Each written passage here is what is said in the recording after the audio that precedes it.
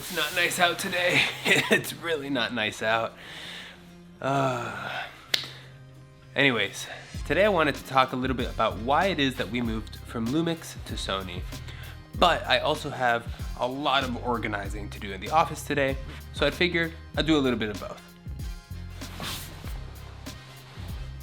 And no, it's not clickbait. It really is not gonna be what you think, or at least I don't think it's what you think. But maybe let me stop guessing and just tell you. So the number one reason why we transitioned away from Lumix and away from Canon to Sony, it wasn't the autofocus, it was not the low light performance, it was really just a good business move.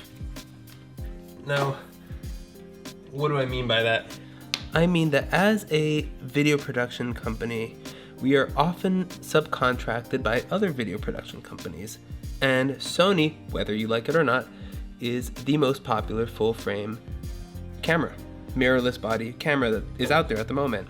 And so what that means is that oftentimes other video production companies that are using Sony will want to use more Sony cameras. And so if I have Lumix cameras, they're just gonna ask that we rent more Sony cameras, meaning that I am not making that rental income. And when the rental income is like anywhere between $100 and $300 a camera, that's a lot of extra cash. All right, let's get this working. Please work. Hey. These standing desks are much easier to wire when they're in the standing position. In the past year, I think we probably got one gig where our clients or other videographers requested Lumix cameras. And I'm not gonna lie to you, I am pretty sure that every 2 weeks to a month, we'd get other videographers asking for us to join them, requesting Sony cameras. Now, whether that was an FX6 or an FX3 or an FX30, A7S3, honestly, it didn't matter. They just wanted Sony so that the color science would match, and I completely understand. That is what I mean by business. So now that we have Sony cameras, we've been getting certain gigs that other videographers aren't getting because we have an FX6. And that's awesome, it's more business, and we're also getting that little rental money. So that's the main reason. And the thing is that it's sort of reason enough, at least for me it was, because here's the thing, Sony makes really good cameras.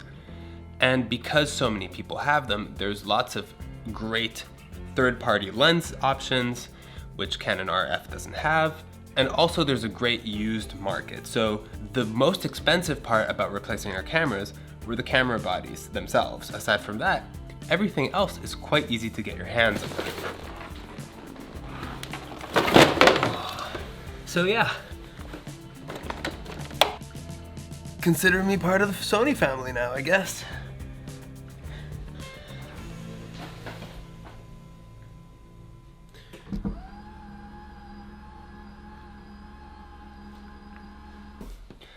So much better. Now I can start installing things under the table without feeling like a mechanic. So, good business move. That was the main reason why we transitioned over to Sony. But that being said, we were in need of an upgrade. So, we sort of looked at the market.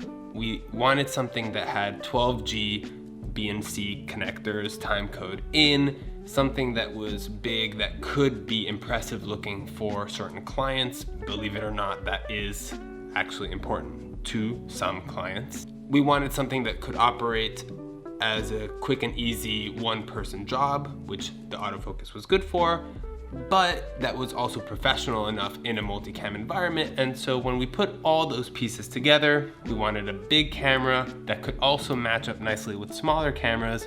Sony felt like the right decision to make.